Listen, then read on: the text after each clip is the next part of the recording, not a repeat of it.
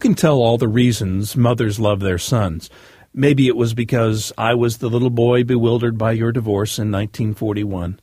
Or perhaps it was because a child gives his mother an important reason to be when the world caves in and she finds herself all alone facing an uncertain future.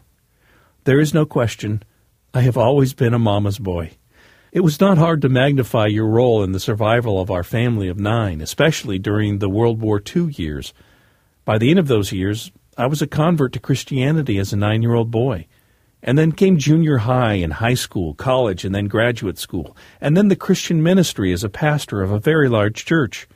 Somewhere in this mini history of my life, I found your undeserved esteem for me one of the most rewarding assets of my being. But I was never much at ease with the way I felt your pride in my education and career. It might have been that I was the first of your children to earn a college degree.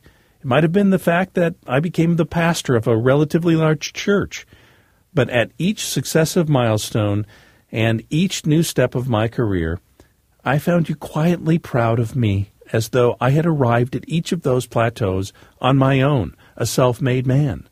The truth is, I am not. I never told you, at least not often enough to make you believe it, that there were only 2 forces behind any excellence I ever attained. The first was Jesus. I am not just saying this to sound humble or religious. From the time I was little, my own insecurity in the world caused me to want to trust in God. I was not a brave teenager. I was not a forthright athlete, confident I could achieve anything. Somehow I felt that unless I could become a partner with God, I would never make it. I lacked the strength to believe in myself, and as a result, I increasingly turned to God for strength and confidence.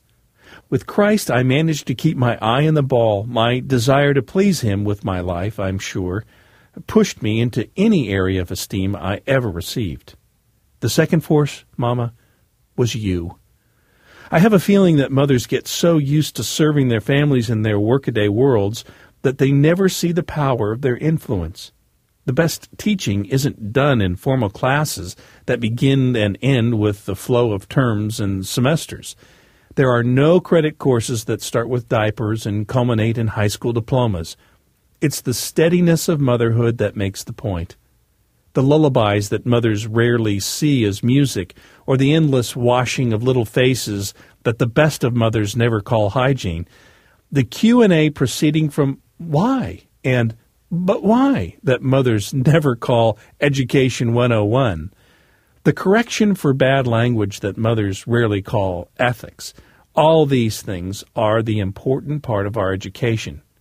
Mama, when you read A Christmas Carol to us, you never called it English Lit. It was just together time. When you read the paper, it was never current events. When you explained why you were a Democrat, we never called it American government. When you went to vote, you never called it civics, but bit by bit, we were putting together a worldview, all under the most careful eye of a great moralist and Christian, only it never came across that way. Now I can see that my life for these past 70-some years was the product of that special relationship I found in Jesus and yourself. And what I liked best about it was that you never resented Jesus for the special place He held as master of my life. I will never forget the time I came home from that Pentecostal revival and announced, "I've been saved!" My exuberance must have amused you, and yet you saw the moment as the most important moment of my life. I was never casual about Jesus. I wanted to know what He thought about me, about my moral choices, about the ultimate direction of my life. The same went for you, Mama. I cared about what you thought, about where I wanted to go, what I wanted to be. When I told you I was going to a Baptist college in Oklahoma, you seemed excited about the dream. It was one of the most expensive private schools in the state, yet you seemed pleased that I had the dream, and you knew that it emanated from the Christ who occupied the center of my intention. Well, you've been in heaven with Christ for 33 years now, and I can see that I am on my way there too. But I wanted to send this letter on ahead to set up our coming reunion. I want to begin heaven a little more realistically than I lived things out down here. I don't see how Jesus will have the kind of time I want to spend with the both of you. Still, if you can arrange for the three of us to meet, it would make a great beginning of our time together. I wrote a good bit of poetry on your mentoring life, but alas, only after you were gone. One poem comes to mind even now. To Mama and Jesus, you and he, you gave me life and he extended it. You saved me from the cold and he from sin. You taught me hope and he defended it. From you I once was born, from him again. You let me skip in the fields that he had made. He bid me bless the loaves you baked for me. You ordered me to gaze where once he lay. He bid me kneel in your Gethsemane. I owe you both the treasure of my art. I myself am so saddled with this debt that I cannot fail in paying every part, lest I should leave this pair with one regret. You, Mother, taught me how to love a king. In both of you was hidden everything.